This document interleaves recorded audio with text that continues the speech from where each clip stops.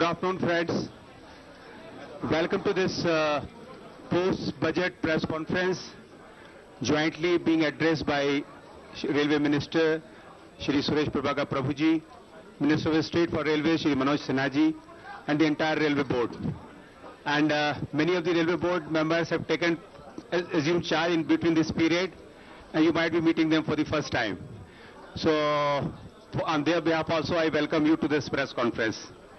Now, in the beginning, I'll request Honorable Railway Minister to say the opening remarks. One thing I'd like to tell you, entire budget documents, they are all available electronically on Ministry of INB site, PIB site, and Ministry of Railway site. We have emailed including white paper and press releases and material on your email also.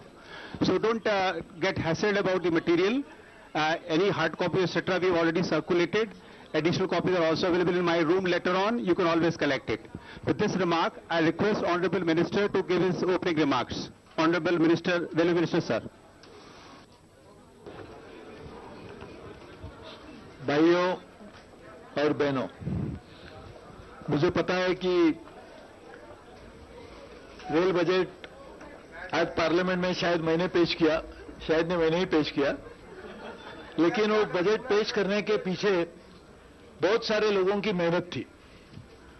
उसमें मेरे मंत्रालय में रहने वाले मेरे साथ में बैठे हुए लोग भी हैं, कुछ यहाँ बैठे नहीं है वो भी लोग हैं, यहाँ पर नीचे बैठे हुए भी लोग हैं, और उसके साथ साथ आप सब लोग भी हैं। मैं आपको ये सही मायने में कह रहा हूं, क्योंकि जो फीडबैक आपकी मीडिया द्वारा हमें मिला कि सही मायने में लोगों की रेल के बारे में क्या अपेक्षाएं हैं, रेल के बारे में उनकी क्या शिकायतें हैं, रेल के बारे में वो क्या चाहते हैं, इसके बारे में जो अंदाजा आप सबकी वजह से हमें मिला, उसके आधार पर हमने बजट बनाया था। और इसके लिए सबसे पहले मैं इन सब लोगों को धन्यवाद देता हूं जिनमें आप प्रमुख हैं कि इन्होंने बजट बनाने में हमारा सहयोग किया। वैसे देखा जाए तो रेल का बजट ये रेल के लिए होना चाहिए। आज तक हम रेल का बजट बनाते थे, किसी और के लिए बनाते थे। रेल के लिए रेल का बजट बनना यह आवश्यक इसलिए है क्योंकि रेल की वर्तमान स्थिति, रेल की आने वाली भविष्य में आने वाली चुनौतियां, रेल के आने वाले दिनों में जिस तरह से विस्तार होने की जरूरत, यदि इन्हीं चीजों पर ध्यान पे रखते हुए यदि रेल का बजट बनाया जाए तो मैं समझता हूं रेल के लिए है। इस बजट में हमने सभी समाज के सभी हिस्सों को, देश के अलग अलग विभागों को और देश रेल की सभी चुनौतियों को सामना करने की कोशिश की है। मैं आपको कुछ छोटी छोटी बातें बताना चाहता हूं जो आपको आपने पढ़ी भी होगी लेकिन आपको ख्याल आएगी। एक तो जो सामान्य व्यक्ति देश में रहता है, सफर करता है, इसके बहुत कम अपेक्षा है। वो चाहता है कि मेरा सफर अच्छा रहे, क्लीन रहे। Cleanliness is a major issue, hygiene is a major issue, quick ticketing is a major issue. ये सभी चीजों के ऊपर हमने इस बजट में बड़े पैमाने पे कोशिश की है कि उनकी समस्याएं किस तरह से हल की जाए। महिलाएं, ये मैं मानता हूं हमारी देश की एक बहुत बड़ी संपत्ति है और महिलाओं को सफर ठीक करना मैं मानता हूं हमारी जिम्मेदारी भी है। इसीलिए ये बजट में जिस तरह की दुर्घटनाएं घटी है पिछले जमाने में, वहां पर उनको रोकने के लिए, उनकी अंकुश लगाने के लिए हमने सीसीटीवी सर्वेलेंस कैमरा की बात की है। Online booking for wheel chair जो महिला भी यूज कर सकती है, प्रेग्नेंट होगी तो, और भी जो भी चाहेगी। एक हेल्पलाइन नंबर 138 और 182 का भी हमने प्रावधान किया है।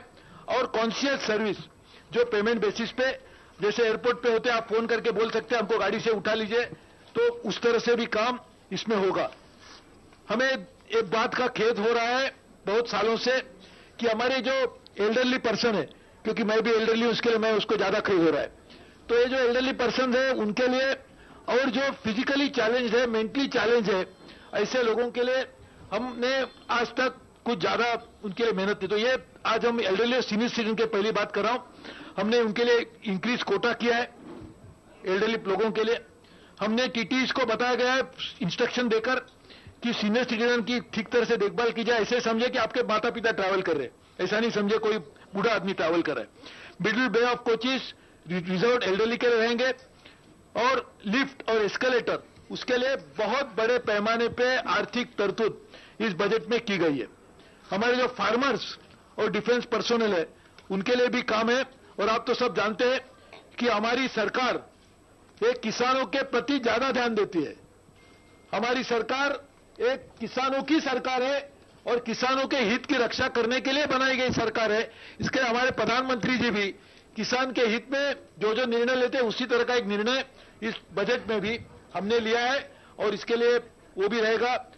हमारे देश की सुरक्षितता करने वाले डिफेंस लोगों के लिए भी ये रहेगी, और जिसको हम डिफरेंटली एबल्ड कहते हैं, यानी जो फिजिकली या ऑनलाइन चाहते हैं उनके लिए online booking of wheel chair, concession e ticket after one time registration, एक टाइम रजिस्ट्रेशन करने के बाद लिफ्ट और एस्केलेटर लगेगी, और new coaches with Braille enabled, जो बेचारे देखने में उनको ब्लाइंड लोग हैं उनके लिए भी एक सुविधा की जाएगी, और वाइडर एंट्रेंसेस उनके लिए बनाने के लिए हमारे कोचेस काम करेंगे।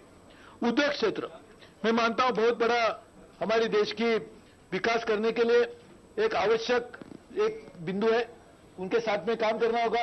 तो उनके लिए भी हमने एक integral part of all flagship programme, जिसमें Swachh Bharat, make in India, उनको लेने की कोशिश की है। Modern train system, train sets बनेंगे, उसका देश में भी विकास हो सकता है। हमारे जो transport corporation of India, Translok को हमने Translok and logistic corporation of India, ये जो बनेगा वो मैं समझता हूं बड़े पैमाने पे हमारी देश की ट्रांजैक्शन कॉस्ट और ट्रांजैक्शन टाइम को कम करने का काम करेगा। और आपको पता है एयर, वाटर, लैंड और एयर, सी, वाटर और रोड, ये चारों को इंटीग्रेट करके एक इंटीग्रेटेड ट्रांसपोर्ट कॉर्पोरेशन बनाया जाएगा। एक एनवायरमेंट, इसको तो कोई भी नजरअंदाज नहीं कर सकता, हमने फर्स्ट टाइम एनवायरमेंट डायरेक्टरेट बनाया। एक एनर्जी ऑडिट भी चल रहा है, promotion of alternate source of energy भी चलेंगे, वेस्ट टू एनर्जी, और 17,000 बायो टॉयलेट्स लेने का अनुमान हमने रखा है, which will take exactly double than what we have today. Employment opportunities आपको पता है, ये तो बहुत बड़ी हमारी चिंता है। इसके लिए मैन्युफैक्चरिंग फैसिलिटी बढ़ाई जाए, training of auto rickshaw, auto operator, ये तो मैंने मंत्री बनने के बाद इसकी शुरुआत की थी, अभी पूरे देश में फैलाने की कोशिश रहेगी। और रेल का इंफ्रास्ट्रक्चर स्किल पर्सनल के लिए किस तरह से इस्तेमाल किया जाए, उसके लिए मिनिस्ट्री ऑफ स्किल डेवलपमेंट, उनके साथ में हमारी चर्चा भी चल रही है। हमारे प्रधानमंत्री जी का एक बहुत बड़ा एक प्रोग्राम है, और सेल्फ हेल्प ग्रुप और वुमेन जो सामान बनाते हैं उनको देने के लिए हमने कोकड़ेल में इसकी शुरुआत भी कर दी, अपने वेबसाइट के ऊपर, उनके अलग अलग स्थानों के ऊपर। तो मानते ये भी बहुत बड़ी एक उपलब्धि होगी। टूरिज्म को भी देने के लिए प्रस्ताव किया गया। सेफ्टी भी एक बड़े पैमाने पे, आपको ये सुन के अच्छी लगेगा कि 3,438 लेवल क्रॉसिंग एलिमिनेट करने के लिए 6,581 करोड़ का प्रावधान किया गया है। आपके बहुत सारे जो एक्सीडेंट्स होते हैं वो इससे रिलेटेड है, और इसरो को भी लेकर हमने काम करने की कोशिश की। साथ साथ में आपको इस बात की खुशी होगी कि बड़े पैमाने पे ऊपर हम लोग अभी इंफ्रास्ट्रक्चर क्रिएट करने की कोशिश करेंगे। उसके लिए प्लान बजट 1 लाख करोड़ से 1 लाख करोड़ तक बढ़ाया गया है। इलेक्ट्रिफिकेशन के लिए 1330% हाइक दी गई है। हमारे स्टेट के साथ में, ये तो मैं मानता हूं एक पहले ही देश में इस तरह का प्रयास किया गया है कि पूरे स्टेट के लिए, प्रोजेक्ट के लिए नहीं, पूरे स्टेट के लिए हम रेल के साथ में एक जॉइंट वेंचर बनाएंगे। वो जॉइंट वेंचर कंपनी अपने स्टेट में जो प्रोजेक्ट लेनी है उसकी प्राथमिकता तय करेगी, और वो तय करने के बाद क्योंकि ये कंपनी है वो अपने रिसोर्सेज को ज्यादा तरह से लिवरेज भी कर पाएगी। यानी एक साथ इंप्लीमेंट करने के लिए रेल के जो प्रोजेक्ट है उसमें स्टेट भी सहयोगी होंगे। साथ साथ में हमारे जो पब्लिक सेक्टर अंडरटेकिंग है, इरकॉन या राइट्स, इस तरह के, ये सभी लोग भी अपने इंप्लीमेंटेशन के काम में लग जाएंगे। उनकी बैलेंस शीट भी है, उनके पास धन भी है, हम उनको इक्विटी दे सकते हैं, उसके आधार पर वो लोन भी ले सकते हैं। यानी बड़े पैमाने पे प्रोजेक्ट इंप्लीमेंटेशन करने की एक नई ताकत हम तैयार कर रहे हैं। Coal ministry, oil and gas ministry, cement ministry, इन्होंने भी हमारे साथ इन प्रिंसिपल एग्रीमेंट किया है कि उनके पैसे से जहां लाइन लाने की आवश्यकता है वहां वो निवेश करेंगे, हम लाइन बनाएंगे। उससे हमारे निवेश बिना हमारे आगे आने वाले दिनों में फ्रेट का अर्निंग बढ़ेगा। साथ साथ में डबलिंग, ट्रिपलिंग और 4 लाइनिंग, ये बहुत ही लो हैंगिंग फ्रूट है। उसको यदि हम करते हैं तो बहुत कम समय में, जहां पर आज कंजेशन है, जिसके कारण आज ट्रेन लेट हो रही है, जिसके कारण फ्रेट मूवमेंट स्लो डाउन हो रही है, उसको सबको एक बहुत बड़े पैमाने पे एडवांस, बहुत बड़ी प्रायोरिटी मिलेगी, प्राथमिकता मिलेगी, तो उसको भी लेने के लिए हम पूरी तरह से कोशिश में लगे हुए। तो मुझे लगता है कि ये जो पूरा बजट है वो कॉमन मैन के ऊपर है, एम्प्लॉयमेंट के लिए है, वुमेन के लिए है, साथ साथ में इंडस्ट्री को पार्टनर बनाकर हमारे देश में काम करने वाले अलग अलग एंटरप्रेन्योरशिप को बढ़ावा देने के लिए, और पूरी तरह से जैसे हमने कहा है कि जो डिस्प्यूट रिड्रेसल मैकेनिज्म है, हमारे कुछ लोग यहां बैठे जो इसमें बारे में और जानकारी लेना चाहेंगे कि यदि रेल में हमारी पीपीपी मॉडल बनती है तो उसके आधार पर भी कोई डिस्प्यूट बने जाते हैं, तो डिस्प्यूट कौन तय करेगा? यदि मैं मंत्री हूं तो मैं ही तय करूंगा और मैं ही पॉलिसी तय करूंगा, तो उसका कोई मतलब नहीं होता। जज and jury cannot be at the same time.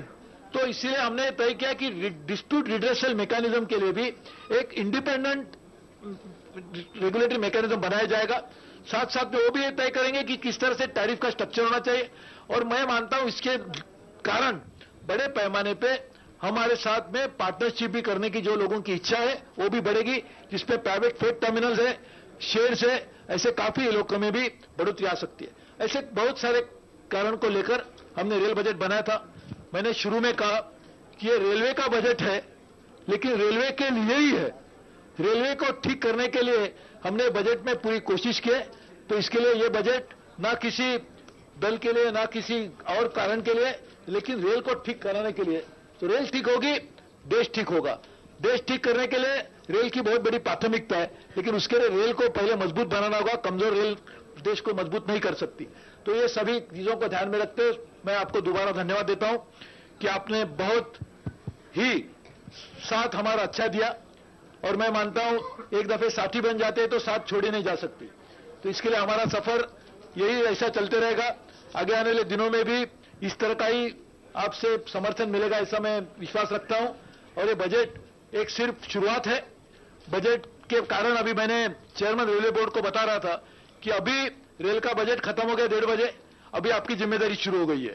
तो मैं समझता हूं कि पूरी तरह से इसको इंप्लीमेंट करने के लिए हम लोग अभी लगे रहेंगे, और रेल को ठीक करने की जो बहुत जरूरत देश के हित में है वो ध्यान में रखते हुए पूरी तरह से हमारी कोशिश जारी रहेगी। मेरे साथी मंत्री मनोज सिन्हा जी बात करेंगे, हमारे चेयरमैन रेलवे बोर्ड काम करेंगे। मेरे को 5-10 मिनट के बाद और कुछ प्रोग्राम में जाना है। एक तो अच्छी बात है कि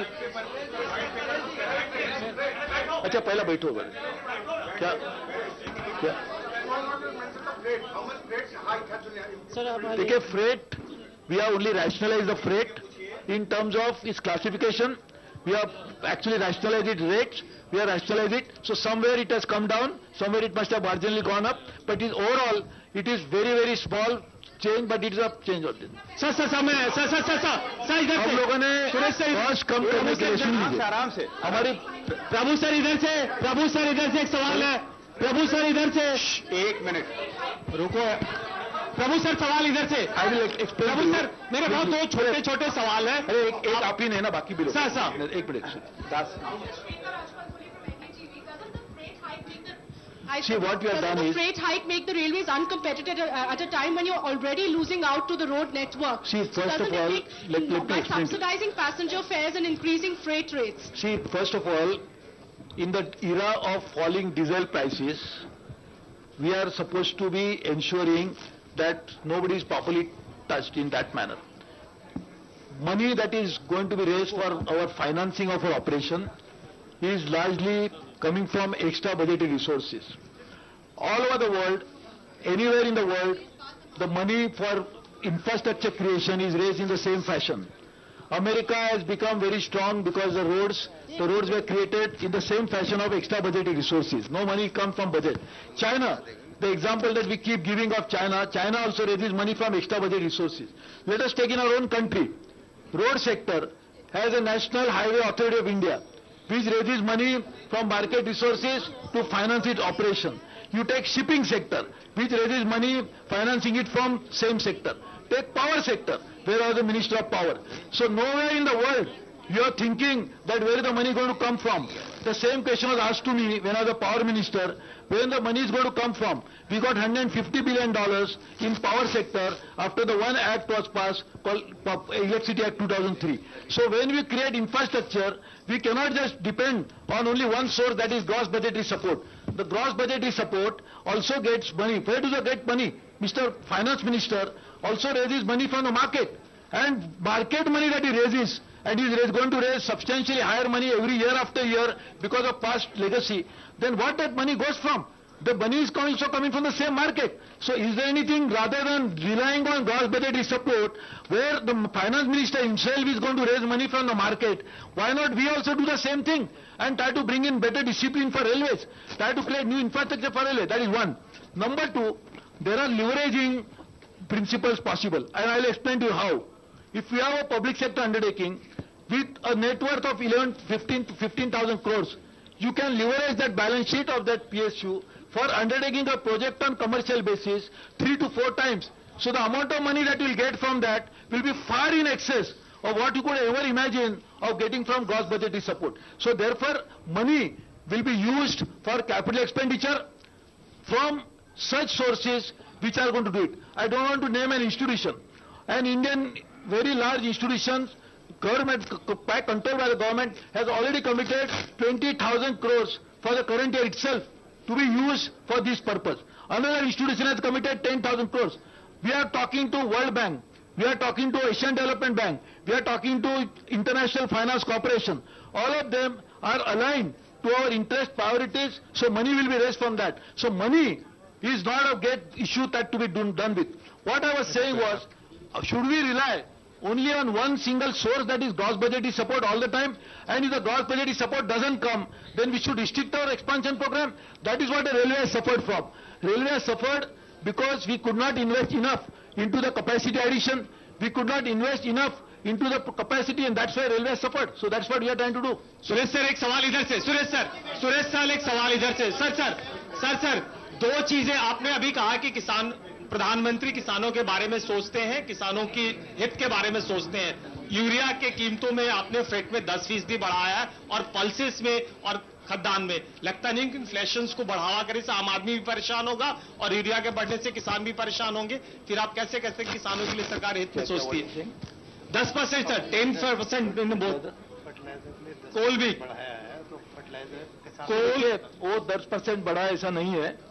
उसका सिर्फ क्लासिफिकेशन ऑफ कमोडिटीज जो है, वो क्लासिफिकेशन ऑफ कमोडिटीज का जो रजिस्टर हमारे मेंबर ट्रैफिक भी आपको बताएंगे कि वो हमेशा, ये आज की नई बात नहीं है, ये सालाना हर साल हमारे ट्रैफिक के जो अलग अलग कमोडिटीज को अलग अलग ट्रैफिक के बैंड में रखा जाता है.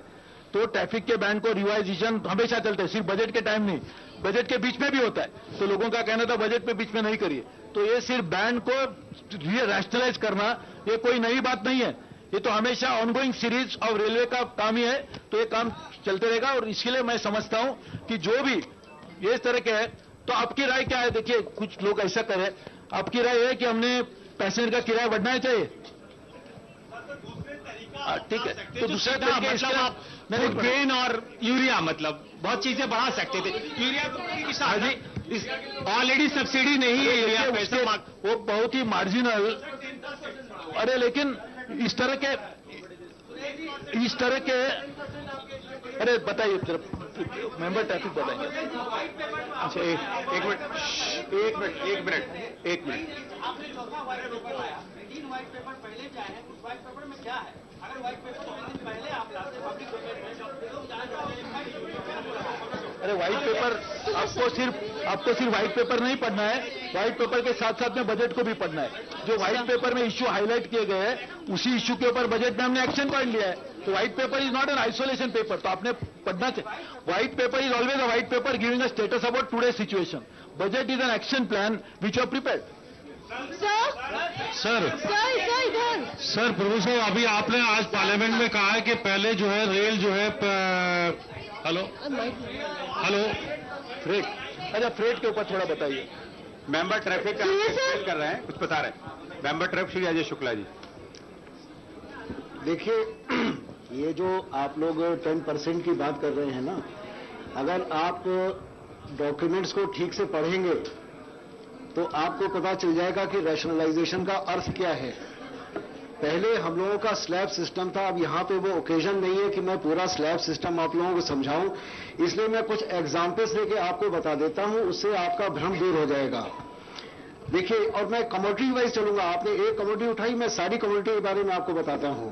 कोयला, पहले कोयला जो है, अगर मान लीजिए आप एक स्टेशन है कोरबा जहां से बहुत लोडिंग होती है, गांधीनगर जाता है, पहले उसका किराया था, आज का किराया क्या है, 1 लाख रुपया कम हो रहा है। घेवरा रोड से राजकोट जाता था, 30,000 रुपया कम हो रहा है। स्टील ले लीजिए, बोकारो में स्टील बनता है, लुधियाना जाता है, 0.8% कम हो रहा है। बोकारो से अगर अमृतसर जाता है तो 4.5 लाख रुपया एक रेक का कम होता है, बढ़ता नहीं है। लाइमस्टोन, जिससे कि जो है तमाम कमोडिटीज बनती हैं, सबसे ज्यादा लोडिंग का स्टेशन है जैसलमेर, वहां से सबसे डिस्टेंस जाता है राउरकेला। एक रेक का किराया होता है 5.5 लाख रुपया कम, ना कि ज्यादा। आप लोग इसको एक बार पढ़ लीजिए कि रैशनलाइजेशन का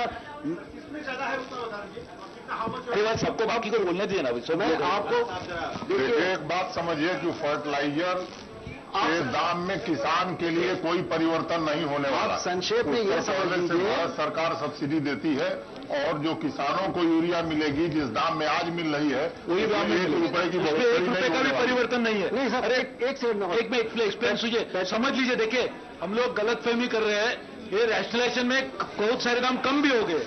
पेट्रोल जो कि हर आम आदमी को जो है संबंधित होता है, HSD गांधीधाम से जम्मू तवी 6.5 लाख रुपया कम होता है एक रेक का किराया।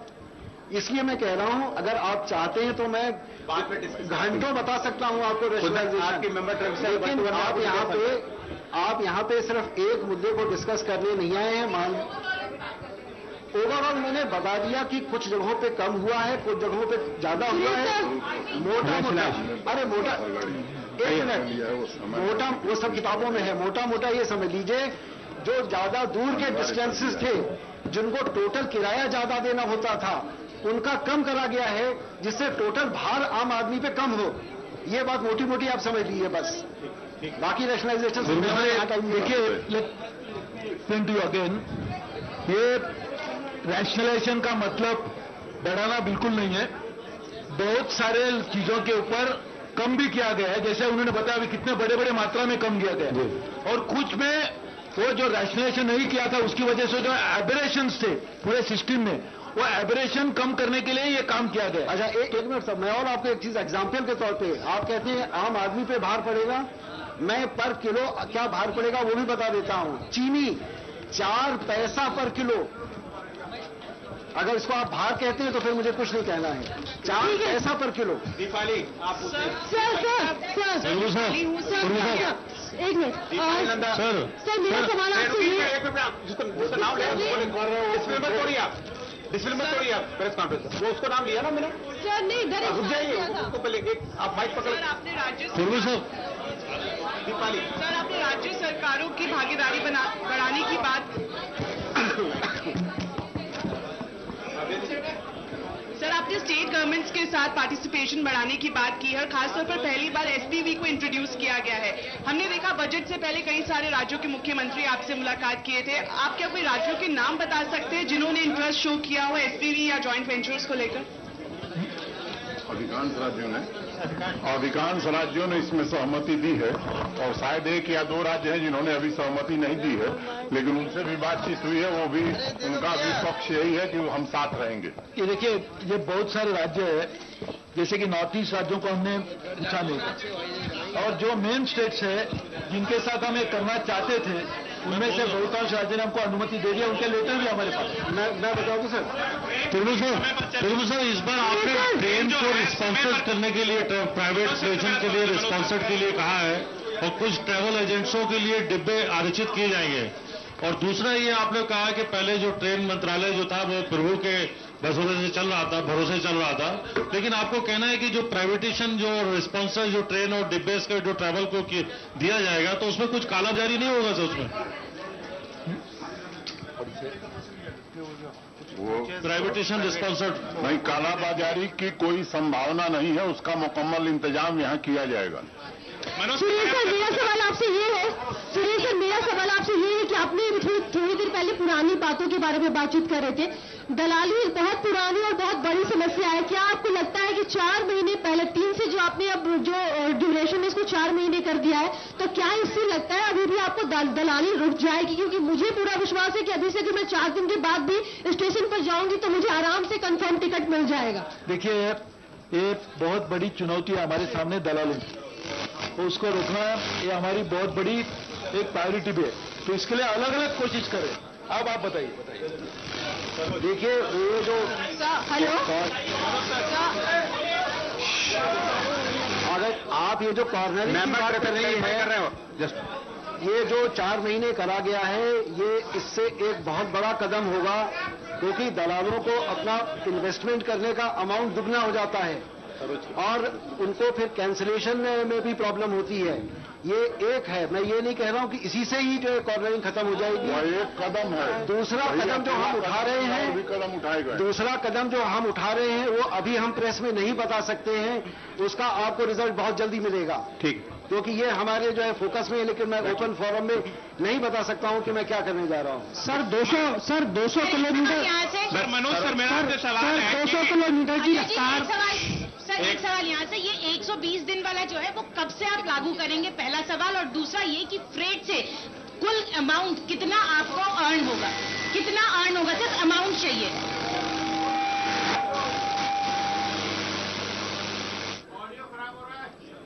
देखिए, ये निर्णय हम लोग जल्दी ले लेंगे कि कब से करना है, क्योंकि अब गर्मी का सीजन आ रहा है, इसको जल्दी ही करना पड़ेगा। Decision on this. कितने दिन में करेंगे आप अनाउंस कर दीजिए, 15 दिन में कर देंगे। वो पीआरएस में देखिए विदिन 15 डेज हम लोग कर देंगे। सुरेश प्रभु जी आपका राइट पे वन क्वेश्चन ईच। आर्मी के हाँ, 4,000। चलिए आप पूछिए। Suresh Prabhu ji, I am Reema Sharma from DY 365। आपने नॉर्थ ईस्ट एंड आसाम के लिए स्पेशली क्या रखा है बजट में? आप तो बोले था ये north east is my, I am taking very seriously. What is in north east and Assam? See, you cannot look at Northeast only from one budget perspective. We have a very comprehensive plan from Northeast. We already decided to connect all the state capitals of Northeast with the Delhi and others. We are making huge investment in Northeast. Our Prime Minister has gone to Northeast at least 3-4 times. I have also gone with him maybe 2 times or 3 times. So what I suggest is that this budget alone cannot be seen as Northeast. And Northeast is considered as a special project state. So therefore the money for that is also available from multiple sources. Then do you have any new train or new connectivity for the North East this time? We have not announced a single train in this budget. So therefore there is nothing, no question of starting a new train for Northeast.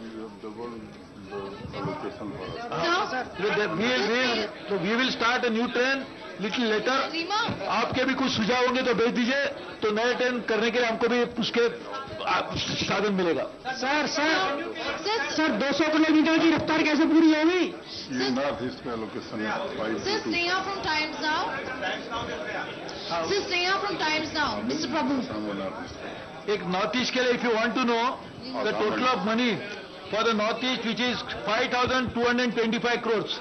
North East is 5,225 crores. Mr. Prabhu, many passengers.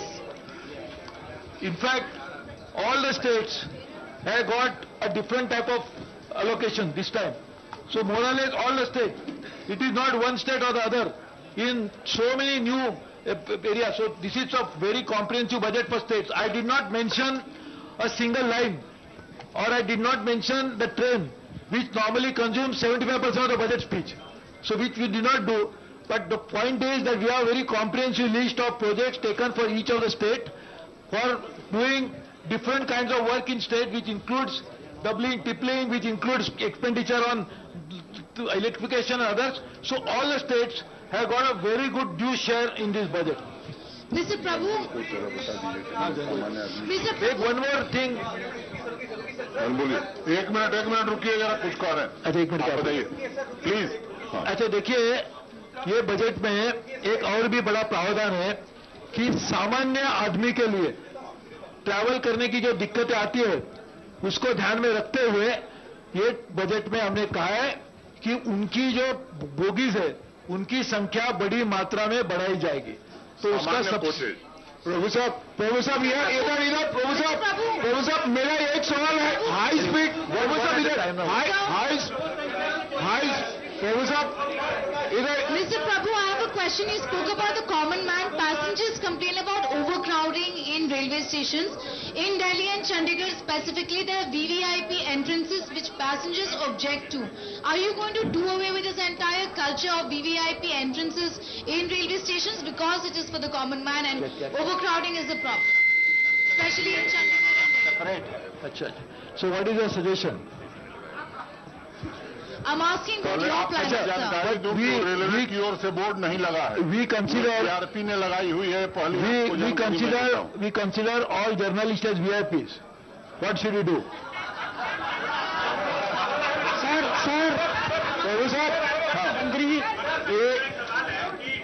प्रभु साहब high speed rail corridor के बारे में I need your explanation.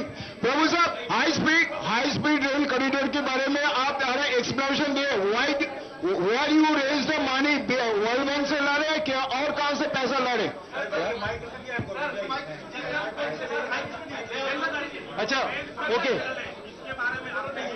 Can you hold the mic? इसके लिए क्या planning है, कुछ बता सकते हैं?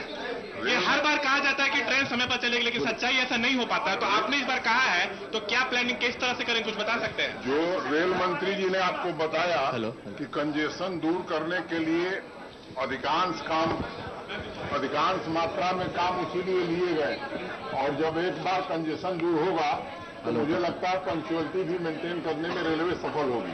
देखिए, एक बात समझ लीजिए, ये जो पंक्चुअलिटी की बात है ना, एक तो हम एक एडमिनिस्ट्रेटिव ऑर्डर से कर सकते हैं। जो फिजिकल इंफ्रास्ट्रक्चर जब तक ठीक नहीं होगा, आप कितनी भी कोशिश करें, कुछ भी करें, तो एक तो पंक्चुअलिटी लाने के लिए शॉर्ट टर्म मेजर की जरूरत है, जो लेके रहेंगे और लेते रहे ही है।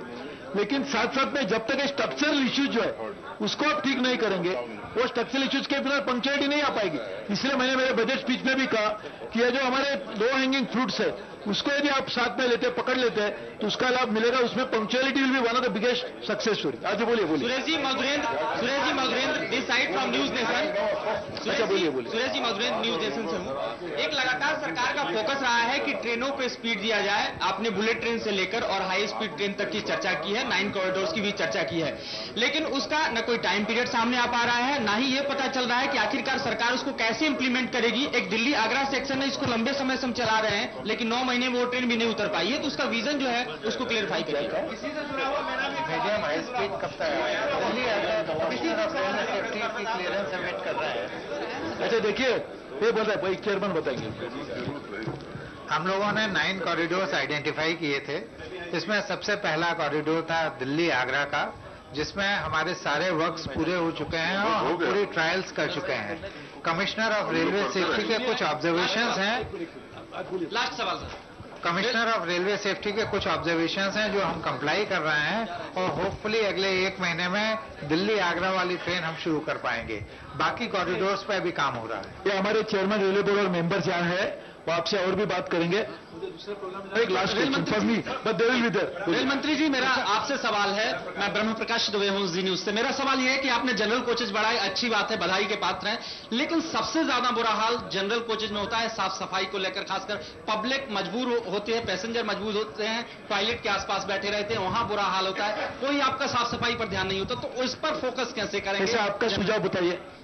जैसा आप अगर एसी कोच सुनिए, नहीं, मेरी बात सुन लीजिए सर। मेरा सवाल ये है, जैसे आप एसी कोचेज में व्यवस्था साफ सफाई की करते हैं, ऐसा क्यों नहीं जनरल कोचेज में? आपके सुझाव बताइए ना। जनरल कोचेज में उसी तरह की साफ सफाई की व्यवस्था करिए ना, जिस तरह से आप। अच्छा, अभी आपने बजट स्पीच सुना नहीं? मैंने बजट स्पीच में यही कहा आपको, मेरे वही पूछ रहा था, इसके लिए और कुछ सुझाव है क्या? हमारी ये टाइप जो हमारी पूरी कोशिश है कि सिर्फ इसके लिए अलग अलग नहीं, हम इंटीग्रेटेड क्लीनलीनेस के लिए हम एक ऑर्गेनाइजेशन करके ये सभी चीजों के ऊपर ध्यान देने की कोशिश करें। लेकिन आप समझ लीजिए कि जितने लोग ट्रेन में सफर करते हैं, कितना लोड आ रहा है, उसको कम करने के लिए कुछ सुझाव होगा तो बताइए। जो हम कर रहे हैं अभी कि हम डबलिंग करेंगे, ट्रिपलिंग करेंगे, लाइन एक्सपांड करेंगे, ज्यादा ट्रेन बर्ड्स रहेगी, उसको क्लीनली रखने में भी आसानता होगी। उससे बीच में आपका कोई आइडिया होगा, सुझाव होगा तो हम जरूर उसको इंप्लीमेंट करेंगे, आप जरूर बताइए। लेकिन मुझे लगता है कि जो रोड मैप हमने आज देश के सामने रखा है, वो रोड मैप में सभी चीजों के ऊपर ध्यान दिया गया है। उसमें 4 हमारी प्रायोरिटीज है, 5 हमारे ड्राइवर्स है, 11 हमारे उसको इंप्लीमेंट करने के लिए थर्स्ट एरियाज है, उसमें क्लीनलीनेस नंबर 1 है। तो मैं मानता हूं ये सभी चीजों को लेके आप कुछ भी कहेंगे कल से होना चाहिए, कल वापस जाके आप एक सब कैमरा को पूछेंगे तो नहीं होगा, क्योंकि आज की स्थिति है, बदलने के लिए समय तो जरूर लगेगा। बीच में आपके कुछ कॉन्स्ट्रक्टिव सुझाव होंगे तो जरूर दीजिए, हम उसके ऊपर अमल करने के लिए बिल्कुल तैयार है। लेकिन जो हमारी लेगेसी है, इतने सालों से चलती हुई जो समस्या है, उसको मिटाने के लिए 1-2 दिन में काम हो सकता है। तो इसका कोई आपके पास इलाज होगा तो मैं जरूर उसको इंप्लीमेंट करने के लिए रेडी हूं। आप प्लीज बताइए ताकि उसके ऊपर आसान कर सकता हूं, और इसके लिए आपको बहुत धन्यवाद देता हूं कि आपने सवाल पूछा। Last question.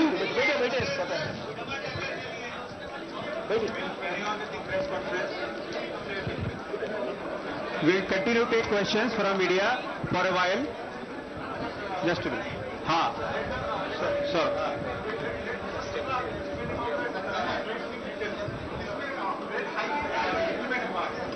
Hello.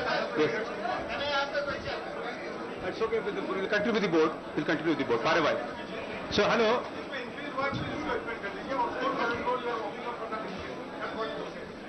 बैठिए।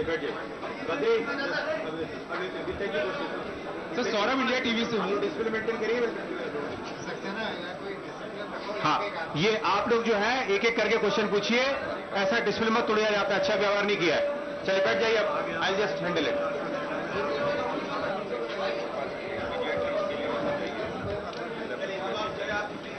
सर सवाल यह है कि जो एक नए आप लोग जुगत लगा रहे हैं पैसा जुटाने के, चाहे वो कॉर्पोरेटीकरण करने के, स्टेशन पे एडवर्टीजमेंट के जरिए, उसके जरिए क्या क्वांटम क्या है, कितना पैसा आप लोग इकट्ठा कर सकते हैं? कुछ टारगेट आप लोगों ने डिसाइड किया अभी, या सिर्फ और सिर्फ आइडिया है? देखिए, ये एक पाथ ब्रेकिंग बजट है। हम लोग हमेशा बजट 1 साल के लिए बनाते हैं। अगर आपने बजट स्पीच मंत्री जी की ध्यान से सुनी होगी तो इसमें हमने एक 5 इयर्स का रोड मैप सबसे पहले दिया है। हमने ये कहा है कि हम अगले 5 साल में 8,56,000 करोड़ रुपए खर्च करेंगे वेरियस प्लान आउटले पर, और इस साल का 15-16 के लिए 1 लाख करोड़ रुपए खर्च करेंगे। हमारा पिछले साल हम लोगों ने सिर्फ 65,000 करोड़ खर्च किया था 14-15 के लिए, तो इसमें ये सीधे 52% की वृद्धि है। और अगले सालों में 1 लाख से बढ़कर ये फिगर 1.5 लाख से 2 लाख के बीच में होने वाली है। तो हमारा बेसिकली एम्फेसिस ये है कि जो हमारे कंजेस्टेड रूट्स हैं उनमें हम पैसा इन्वेस्ट करें। आज की डेट में जो हमारे मेन हाई डेंसिटी नेटवर्क हैं, आप ये समझिए कि जितने हमारे मेट्रो सिटीज को कनेक्ट करते हैं उसका 65% सेक्शंस जो हैं वो पूरी तरह सैचुरेटेड हैं। इसीलिए हम और गाड़ियां नहीं चला पा रहे हैं, और जो गाड़ियां चलती हैं उनकी पंक्चुअलिटी भी नहीं मेंटेन कर पाते हैं। इसीलिए इतना इन्वेस्टमेंट करके हम bulk of the investment is going in doubling of the track and traffic facility works, जिससे ट्रेन हम बढ़ा सकें। Sir, excuse me please. Here, sir ji.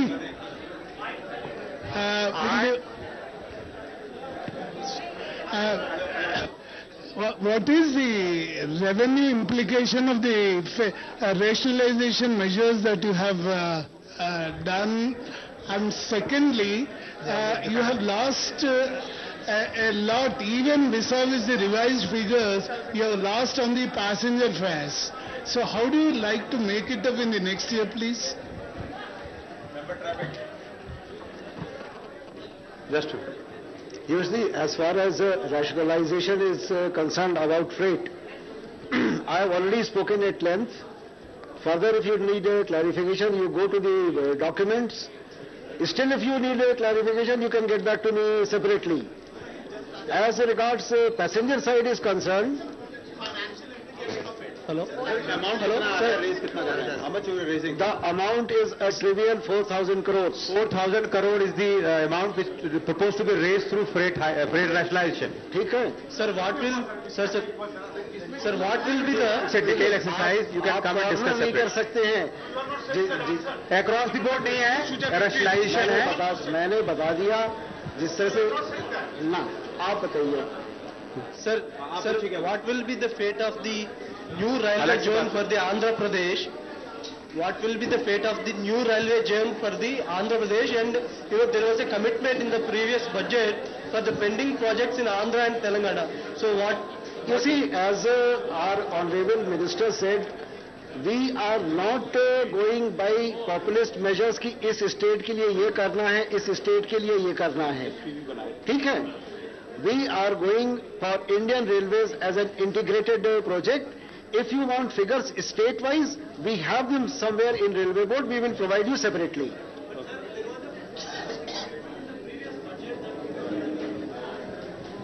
There was a commitment in the previous budget itself that there are so many pending projects and the railway board will look into it and all वो आपको state wise details अलग से मिल पाएंगी आपको अवल पर, आपको दे देंगे। हाँ, मैं आप देखिए, मैं दो चीज आपको समझाना चाह रहा हूँ और सबको। आइए आप 1 मिनट। हाँ, just you complete then I will ask the question. 1 minute मेरी बात सुन लीजिए कि हम लोग तुष्टीकरण वाला काम नहीं कर रहे हैं कि इस स्टेट को ये दे दो, उस स्टेट को वो दे दो। जब तक पूरे भारतीय रेल की जो है एक समुचित विकास नहीं होगा तो हम लोग जो करना चाह रहे हैं वो अचीव नहीं कर पाएंगे, किसी को कुछ नहीं मिलेगा। सॉरी, इधर बजट पे कुछ नहीं, रेलवे जोन कोई बजट में नहीं। I have no information about that right now. Sir, my question is to the Railway Board Chairman about the additional sources of financing what Rail Minister has discussed in his budget speech. And he said that from the World Bank and other multilateral institution you can raise funds. So just a clarification, will you are going to raise bonds through the bonds in the market? And about this bond, did Railways has sound out the Ministry of Finance and RBI and or the other ways what Railways looking at to raise funds? And what is the amount you are looking at this year, sir? Quantum for this year? See, the total amount which we are looking at through extra budgetary resources is about 20,000 crores. Yeah, in 15-16. And this is in addition to what we normally borrow for our rolling stock through IRFC. Now this amount is basically meant for our doubling and other infrastructure projects which are remunerative in nature. The modalities of this are still to be worked out. It could be some kind of a JV with either IRFC, it could be bonding, it could be setting up through a fund. We're also looking at maybe multilateral pension funds, whose pattern of, funding and all would align themselves with our methods of repayment over a long term. So these modalities are yet to be worked out. Pardon? देखिए, मैं These आपको things have to be still worked out. ऐसा है कि 1 minute शांति से सुनने तो मैं सब बता देता हूँ। रेलवे में इन्वेस्टमेंट की स्कीम्स कुछ पहले से चल रही हैं। There are already certain schemes. People can invest in wagons, people can invest in other things. Now we are giving them a very customer-friendly face to it to expedite those joint ventures, special purpose vehicles, and as Honorable Minister says, now we are interacting directly with the state governments, in fact with other ministries also like Coal Ministry, and we are in the process of forming joint ventures where they will invest. And we are now open to discussion to have models which are most suitable for the environment. Yes, आपका question क्या है? हाँ, बताइए. Hi sir, just wanted to know through for rolling stock, how much do you plan to raise through IRFC this year? Rolling stock through IRFC. We have made a provision of about 15 to 16,000 crores. 16,000. 16,000 crores. Sir, here. Sir, you have a planned expenditure of over 1 lakh crore, out of which 59.4% will come through gross budgetary support and the internal resources. Last year the share was 66 or 67%. what new you have done for the private players? Why the private players should come to railways, sir? Because there is a dependency over 40% on private players, sir. This year, out of total 1 lakh crore, we are getting around 41,000 crores from gross budgetary support. Around 17,000 crores we are getting from our internal resources. And balance around 40,000 crores will be from external borrowings. Out of this external borrowings, around 16 to 17,000 crores will come from borrowing from IRFC, which will be used mainly for funding of our rolling stock and all. And then we are getting another 17,000 crores from institutional financing, which will include bilateral, multilateral fundings, loans from PPP, loans from World Bank, loans from LIC, joint ventures with the state governments, joint ventures with various PSUs. All this will amount to around 20,000 crores. And if I understand correctly, sir, 17,000 is from PPP and the other thing. So can I safely assume that the target for private investment would be something around 17,000 crore in this current fiscal, in the next fiscal, sir? It is not only the private investment, it may be an investment cost sharing with the state government, it may be a cooperation with the state government, it may be a cooperation with a PSU, it may be anything. It will be external to railways. It may not necessarily be purely a private capital. मेरा सवाल sir traffic congestion को लेकर के है। आपने announce किया है कि 1.14 लाख किलोमीटर्स के ट्रैक को 20% इंक्रीज करेंगे 1.3 लाख किलोमीटर्स तक। तो उसका हमें ये बताएं कि उसकी डेडलाइन क्या रखेंगे। दूसरा कि अगर लॉन्ग टर्म का प्रोजेक्ट है तो शॉर्ट टर्म में कंजेशन को कम करने के लिए क्या स्टेप्स लेने वाले हैं।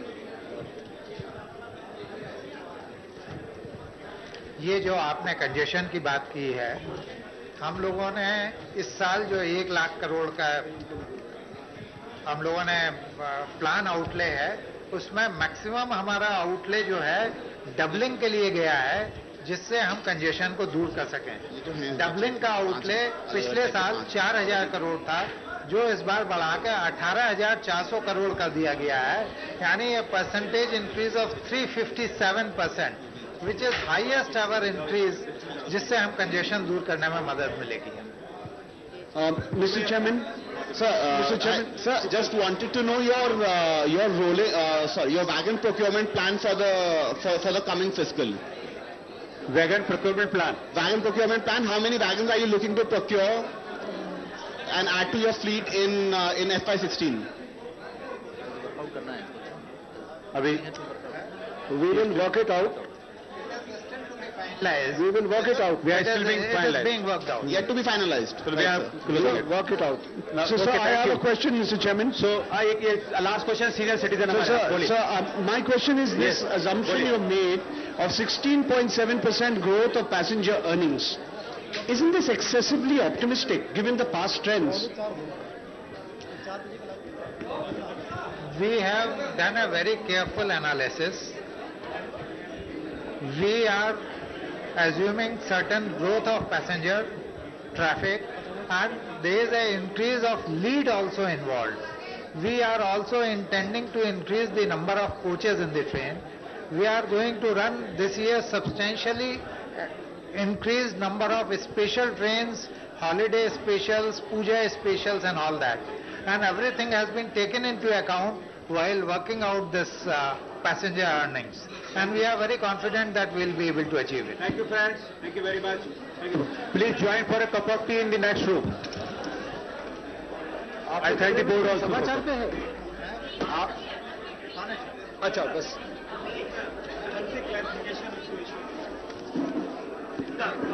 1 minute.